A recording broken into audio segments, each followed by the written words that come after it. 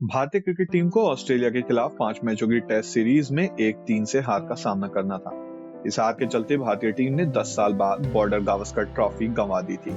Australia दौरे के दौरान ही स्टार स्पिनर रविचंद्रन अश्विन ने इंटरनेशनल क्रिकेट को अलविदा कह दिया था। अश्विन के इस फैसले से फैंस चौंक गए थे। अश्विन गाबा टेस्ट के बाद ऑस्ट्रेलिया से स्वदेश वापस लौट आए थे।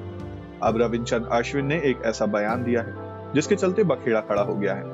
अश्विन ने चेन्नई स्थित इंजीनियरिंग कॉलेज के कार्यक्रम में छात्रों को संबोधित करते हुए कहा कि हिंदी भारत की राष्ट्रीय भाषा नहीं है।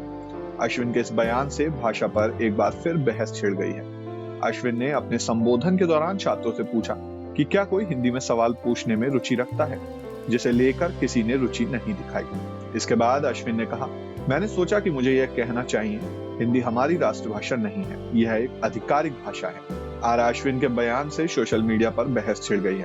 कुछ लोगों ने तर्क दिया कि अश्विन को ऐसे मुद्दों पर टिप्पणी करने से बचना चाहिए। एक यूजर ने लिखा, अश्विन को इस तरह की बात नहीं करनी चाहिए, मुझे यह पसंद नहीं है, मैं उनका प्रशंसक हूँ। आप जितनी अधिक भाषाएं सीखेंगे यह अच्छा है। हमारे फोन में किसी भी भाषा का अनुवाद उपलब्ध है, समस्या क्या है? भाषा का मुद्दा लोगों पर छोड़ दें। एक अन्य यूजर ने टिप्पणी की, अश्विन पहले ही इंटरव्यूज में कह चुके हैं कि जब आप तमिलनाडु से बाहर जाते हैं और हिंदी नहीं जानते तो जीवन कितना कठिन होता है।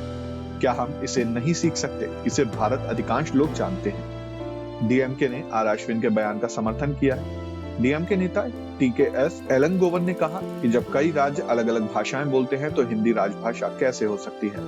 हालांकि भारतीय जनता पार्टी ने अपील की है कि भाषा पर फिर से बहस नहीं शुरू होनी चाहिए। 1930-40 के दशक में तमिलनाडु में स्कूलों में हिंदी को अनिवार्य भाषा के रूप में लागू करने का काफी विरोध हुआ था। द्रविड़ आंदोलन का उद्देश्य तमिल को बढ़ावा देना और तमिल भाषियों के अधिकारों का दावा करना था। इस आंदोलन ने हिंदी भाषा के विरोध में केंद्रीय भूमिका निभाई। द्रविड़ राजनीतिक दल जैसे डीएमके, एआईएडीएमके लंबे समय से हिंदी के बजाय तमिल के इस्तेमाल की वकालत करते रहे। उनका तर्क है कि हिंदी को बढ़ावा देने से तमिल जैसी क्षेत्रीय भाषा की स्थानीय पहचान हाशिए पर चली जाएगी।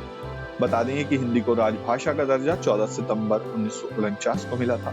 इसके बाद 1953 से राजभाषा प्रचार समिति द्वारा हर साल 14 सितंबर को हिंदी दिवस का आयोजन किया जाने लगा। अपनी विभिन्नताओं के चलते भारत की कोई राष्ट्रभाषा नहीं है, मगर सरकारी दफ्तरों में कामकाज के लिए एक भाषाई आधार बनाने के लिए हिंदी को राजभाषा का दर्जा दिया गया। संविधान के भाग 17 में इससे संबंधित महत्वपूर्ण प्रावधान भी किए गए हैं। भारत के संविधान के भाग 17 के अनुच्छेद 343(1) में कहा गया है कि राष्ट्र की राजभाषा हिंदी और लिपि देवनागरी होगी।